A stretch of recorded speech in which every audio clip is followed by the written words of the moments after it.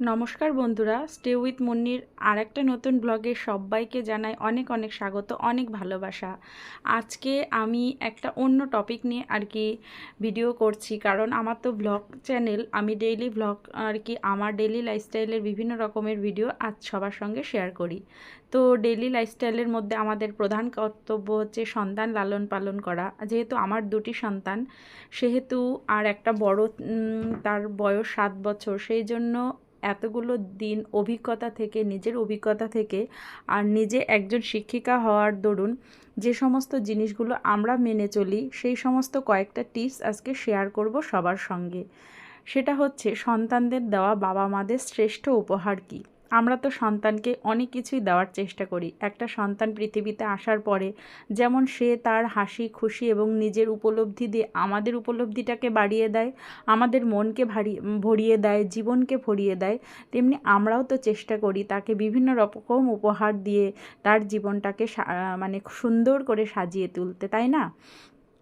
তো আজকে আমি সেটা নিয়েই আলোচনা করব। তো ভিডিওটা স্কিপ না করে পুরোটা দেখার অনুরোধ রইল। আর আমি দ্বিতীয়বার প্রেগনেন্ট হওয়ার সময়, সোনা পেটে থাকার সময় এই ডাইনিং টেবিলটা কিনেছিলাম। তো যেহেতু সন্তানকে নিয়েই সবসময় ব্যস্ততা, তাই এটা ক্লিন করা হয় না। আমি এটা ক্লিন করতে থাকি আর সেই সঙ্গে আপনাদের সঙ্গে গল্প করতে থাকি। তো চলুন শুরু করা যাক। একটা সন্তান আমাদের জীবনে সবার কাম্য। বিশেষ করে নারীর চরিত্র তখনই পূর্ণতা পায় যখন সে মা হতে পারে। মা হওয়ার পরে, বাবা হওয়ার পরে আমাদের জীবনে সবচাইতে পরিতৃপ্তিটা আসে। কিন্তু সবচাইতে বড় কথা হলো, আমরা তখনই ভালো প্যারেন্ট হতে পারবো যখন আমরা আমাদের সন্তানকে মানুষের মতো মানুষ করতে পারবো। মানুষের মতো মানুষ হতে গেলে সন্তানকে সবসময় যে গিফট দিতে হবে সেটা কিন্তু নয়। আমি ভিডিও চলতে চলতেই কিন্তু সেই কথাটা বলতে চাইছি যে আমরা বাচ্চাকে কি গিফট দিতে পারি যার দরুন ওরা মানুষের মতো মানুষ হতে পারে।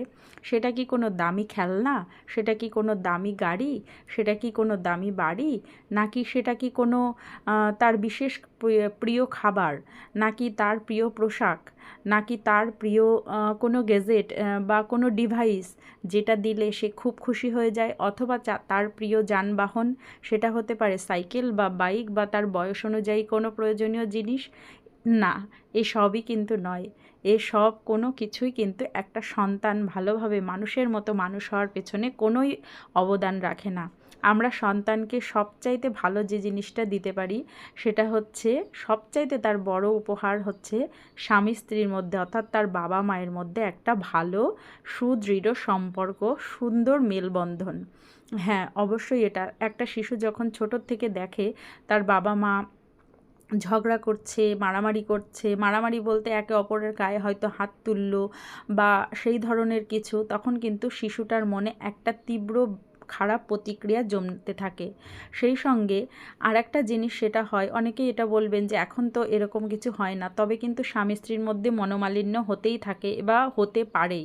যে কোনো বিষয়ে কিন্তু ঝগড়া বা সামান্য কথা কাটাকাটি হতেই পারে, কিন্তু সেটা কিন্তু বাচ্চার সামনে করলে চলবে না। বাচ্চা যেন বুঝতে না পারে তার বাবা মায়ের মধ্যে মতের অভেদ আছে, অর্থাৎ তাদের বাবা মায়ের মতের মিল নেই, সেটা যেন শিশু কখনোই বুঝতে না পারে।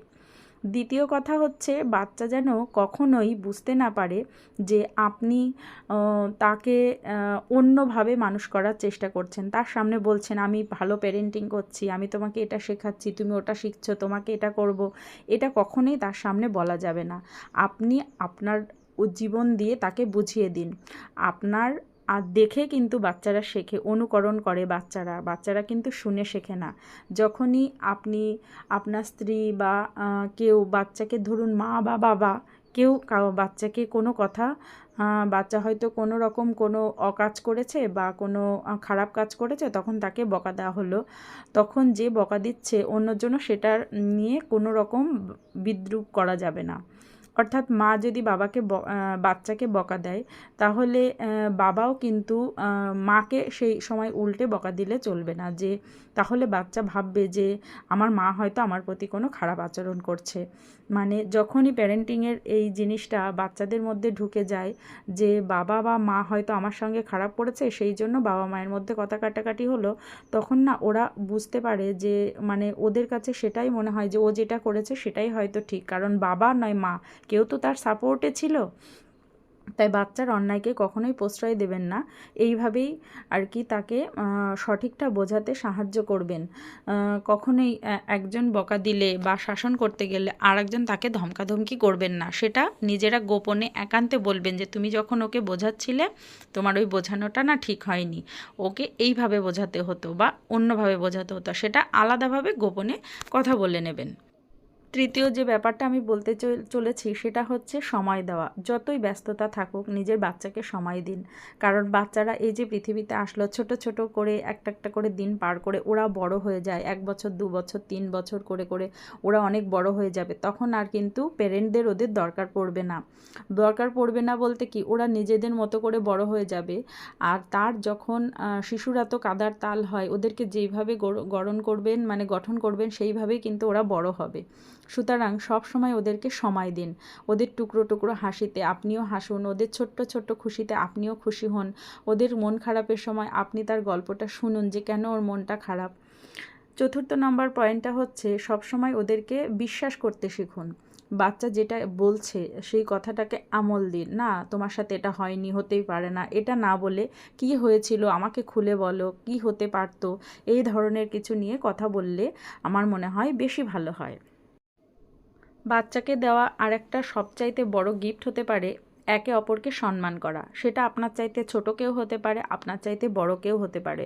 আপনি যখন অন্যদেরকে সম্মান করবেন, বাড়ির অন্য কাউকে হোক বা বাড়ির সদস্য হোক, পাড়ার সদস্য হোক বা অন্য বড় কেউ হোক, যখন বাচ্চার সামনে আপনি কাউকে সম্মান করবেন তখন বাচ্চাও কিন্তু তাকে সম্মান করতে শিখবে। সেই একই কথা বলতে হয়, বাচ্চারা কিন্তু দেখেই শেখে। আর একটা কথা প্রথম থেকেই বলা বাহুল্য, সেটা হচ্ছে চ্যারিটি বিগিনস কাম হোম।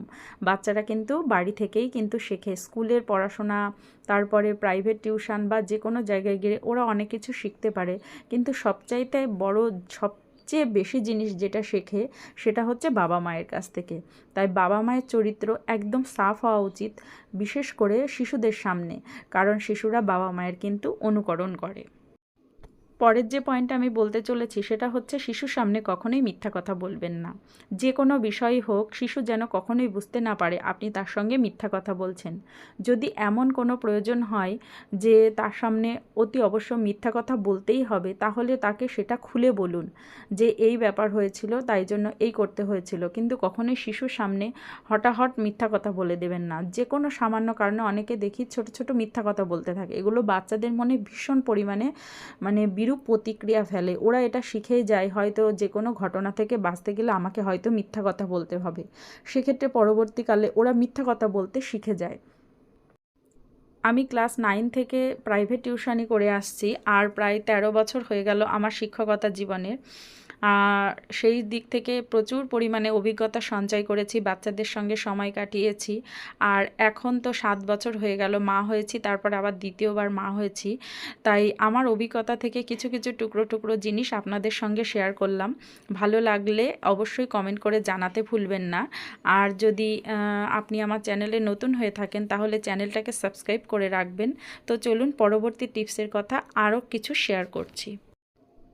পরের যে টিপসটা আমার আর কি মনে হয়েছে যে শ্রেষ্ঠ উপহার আমরা বাচ্চাদের দিতে পারি সেটা হচ্ছে বাচ্চাদেরকে, যে যার বাচ্চা যেমনই হোক না কেন, মেধার দিক দিয়ে বা বুদ্ধির দিক দিয়ে বা শারীরিক দিক থেকে কখনোই তার মুখের ওপরে বা তার সামনে বলে দেবেন না যে তুমি এটা পারো না, বা তোমার দ্বারা এটা হবে না, বা তোমার এটা করতে হবে না, বা তোমার দ্বারা এটা পসিবল না, এটা কখনোই বলবেন না।